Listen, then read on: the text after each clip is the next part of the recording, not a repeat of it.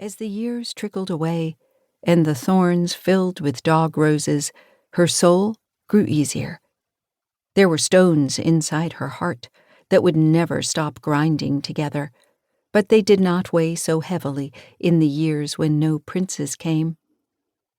The fairy was filled with dread when she heard the ringing of nearby axes. She crouched in the brambles, toad-shaped, motionless, thinking, "What will I do if they come nearer?" But they did not come nearer. They cut a road through the woods, but gave the brambles a wide swathe. The tower had been built on a rocky hill. A good, defensible place for a castle, but not a good place for a road. The axe-bearers cut south instead, in a long curve over what had once been fields held by the plow. The fairy was afraid for a long time that the coming of the road would mean the coming of more princes and younger sons, but mostly what it brought were merchants and travelers. None seemed interested in forcing their way through a massive bramble thicket, and perhaps none of them made the connection about how much land the brambles covered, or stopped to wonder what such a dense growth might conceal. She watched the travelers with interest, for those were the only human faces, save one, that she saw. They were so very different, in so many different shapes and colors, pale, fair-haired men striding down from the north, and dark-skinned men in beautiful armor riding in on horses from the east. Men in caravans who looked like the old royal family, serfs and peasants in homespun. The traveling folk in their wagons, a great cross-section of humanity who would pass one another on the road and nod and sometimes stop and speak in unfamiliar languages. One of the few kind gifts given to and by the fair folk is the ability to speak any of the languages of the earth. The fairy could understand what they were saying, but while the words were familiar, the rest was not.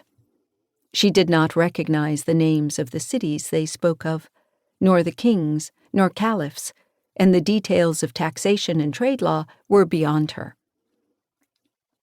The tide of people grew and grew, and a trade house went up a few miles away.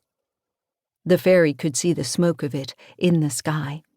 She knotted her fingers together and huddled under the thornhedge to escape the gnawing fear. "Let them not come," she prayed. She had been told that the fair folk were without souls, and probably that applied to her as well. A befuddled creature, betwixt and between. Still, just in case, she prayed. "Let them not come here. Let them not clear the thorns. I do not know how many of them I can hold off. Please keep them away.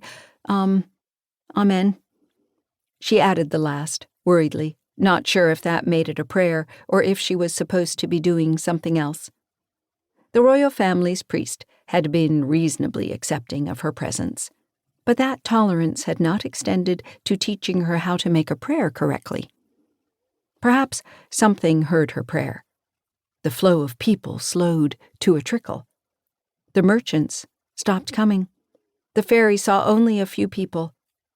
There were men in great bird-like masks and dark, tightly fitted clothes that gleamed with wax.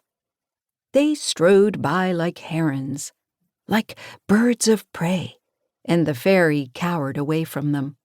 There was something about the masks that were too much like the faces of the elder fair folk.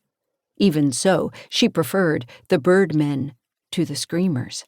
They traveled in groups, half-naked, shrieking like animals.